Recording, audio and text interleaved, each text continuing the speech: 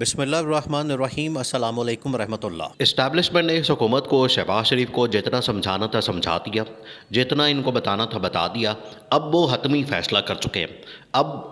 Ultimatum, warning,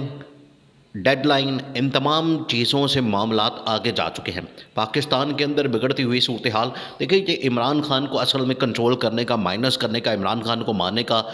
اس کو راستے سے ہٹانے کا، سیاسی طور پر ختم کرنے کا، ڈسکوالیفائی کرنے کا، اریسٹ کرنے کا، جو بھی انہوں نے پلان بنایا حکومت نے پچھلے 12 مہینے 1 سال کے اندر، وہ تمام کے تمام پلان ان کے ناکام ہوئے۔ یہ والا پلان بھی ان کا ناکام ہوا، اس فرنٹ کے اوپر بھی ان کو ناکامی کا سامنا کرنا پڑا۔ بلکہ انہوں نے حکومت چلاتے وقت، اب آپ ان کی حکومت کی کارکردگی دیکھیں، اسی وجہ سے تو اسٹیبلشمنٹ ان کے اوپر تپی ہوئی ہے، اسی وجہ سے تو تمام ادارے ان کے اوپر تپے ہوئے ہیں،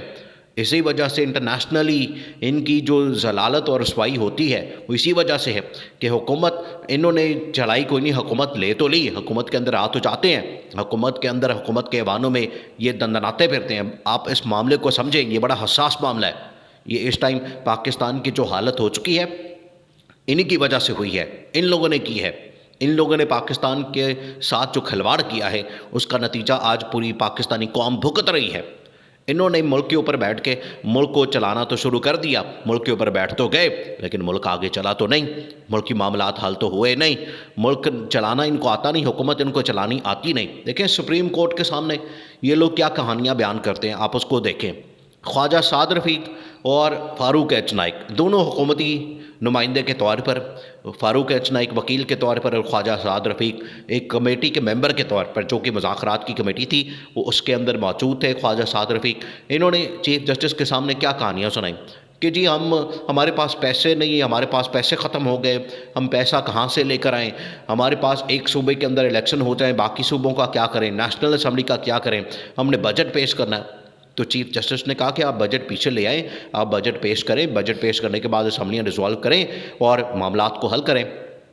حل ہر طرف سے آ رہا ہے، سلوشن ہر طرف سے آ رہا ہے۔ بتانے کا مقصد یہ ہے کہ سلوشن ہر طرف سے آ رہا ہے، ہر ادارہ ان کو سلوشن دے رہا ہے، ہر ادارہ ان کو حل دے رہا ہے، ہر ادارہ ان کو بتا رہا ہے کہ راستہ کیا ہے، لیکن یہ اپنی ضد،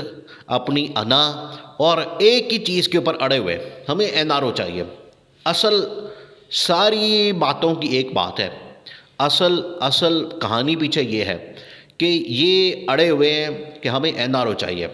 ہمیں ڈیل چاہیے، نواز شریف کی ڈسکوالیفیکیشن ختم ہونی چاہیے، نواز شریف کے کیسز ختم ہونے چاہیے۔ دیکھیں یہ جو خواجہ آصف یا جاوید لطیف یا مریم نواز جو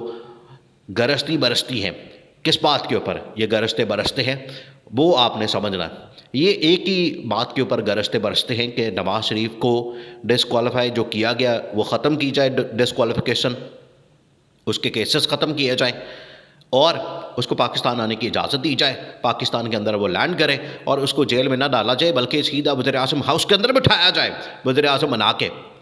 یہ اصل میں ان کا مقصد ہے اور یہ کہانی ہے پیچھے، یہ نہیں ہونے والا اس مرتبہ۔ اب ملٹری اسٹیبلشمنٹ نے تمام راستے بند کر دیے، بند باندھ دیے آگے کہ اب آپ نے اس طرف نہیں آنا ڈیلوں کے لیے، نعروں کے لیے اور کہانیوں کے لیے۔ جو پچھلی اسٹیبلشمنٹ سے آپ نے جو ڈیلیں کرنی تھی، جس کی وجہ سے آپ کو حکومت ملنی تھی وہ مل گئی، اب آپ یا تو پرفارمنس دیں یا پھر گھر جائیں اور انتخابات کروائیں۔ اب یہ سارا معاملہ سامنے آ گیا۔ دیکھیں یہ جو شہباز شریف اچانک سے گیا ہے نا لندن نواز شریف سے ملاقات کرنے، یہ اب آخری ملاقاتیں شروع ہو گئی ہیں۔ جب یہ پچھلے 3-4 دن پہلے بڑی بڑی ملاقاتیں ہوئی ہیں، یہ اب آخری ملاقاتیں ہو رہی ہیں، یہ آخری الوداعی حتمی، اس کو آپ یہ کہہ سکتے ہیں کہ یہ آخری ملاقاتیں ہو رہی ہیں، جس کے اندر جنرل عاصم منیر اور ڈی جی عائشہ نے ملاقات کی شہباز شریف کے ساتھ، اس کے بعد انہوں نے اتحادی پارٹیوں سے ملاقات کی، آصف زرداری نے ملاقات کی چودھری شجاعت کے ساتھ، پھر آصف زرداری نے ملاقات کی مولانا فضل الرحمان کے ساتھ، پھر شہباز شریف بھاگا لندن اور وہاں پر یہ آخری ملاقات ہونی ہے اور یہ سارے مشورے، سارے معاملات اور پورا نواز شریف کے سامنے رکھا جانا ہے اور اس کے بعد یہ حکومت ختم کرنی ہے۔ اب یہ اس طرف جا رہا ہے معاملہ، اب یہ چیزیں اس طرف جا رہی ہیں، اب یہ معاملات اس طرف جا رہے ہیں، کیونکہ D G I S I اور جنرل عاصم نے، آرمی چیف نے ملاقات کرنے کے بعد یہ ملٹری اسٹیبلشمنٹ کو پیغام بھیج دیا، بتا دیا کہ معاملات हुकूमती मामलात कितने ख़राब हैं, हुकूमती मामलात कितने बिगड़े हुए, हुकूमती मामलात कितने आउट ऑफ कंट्रोल है, ये बता दिया है, उनके नॉलेज में ले आए हैं, उनको उनके नॉलेज में उनके सामने टेबल पर सारी रिपोर्ट रख दी है, उनको ब्रीफिंग दे दी है, उनको प्रेजेंटेशन दे दी है कि हमने अपने ऑप्शन बता दिए हैं कि ये आपके पास रास्ते हैं, मुल्क को आपने क्राइसिस से निकालना। देखिए 1 साल हो गया, ये कोई तमाशा लगाया हुआ है इन लोगों ने मुल्क के साथ इन्होंने जो मुल्क का हाल कर दिया, मुल्क का हिलिया बिगाड़ दिया, मुल्क के साथ जो तमाशा लगाया हुआ है इन्होंने 1 साल से। आपकी इकॉनमी चल नहीं रही, मुल्क चल नहीं रहा, मुल्क आपका बिल्कुल ज़ीरो हो गया। आप कोई एक डिपार्टमेंट उठा लें, कोई आप एक इदारा उठा लें, कोई आप एक सेक्टर उठा लें, कोई आप एक कैटेगरी उठा लें जहाँ पर ये अपने आप को बता सकें कि मुल्क हमने चलाया या इस सेक्टर में हमने काम किया। इस साल जो हज के ऊपर लोगों ने जाना है, जो हर साल कोटा मिलता है सऊदी अरब से पाकिस्तान को, कोटे मिलने के बाद कोटा जब मिलता है पाकिस्तान को तो उससे ज़्यादा लोग होते हैं हज पे जाने के लिए, कोटा कम पड़ जाता है। कोटा हमेशा हर साल, ये जब से पाकिस्तान को कोटा मिल रहा है, हर साल कम पड़ जाता है और लोग ज़्यादा होते हैं जो जाना चाहते हैं। लेकिन ये पाकिस्तान की तारीख़ में पहली मर्तबा हुई इनकी हुकूमत में, पिछले 12 महीने में जो इनकी करतूतें हैं वो सामने आई कि इस बार हज का जो कोटा मिला है, कोटा कम नहीं पड़ा बल्कि कोटा ज़्यादा हो गया। लोग कम पड़ गए हैं, लोग आ ही नहीं रहे,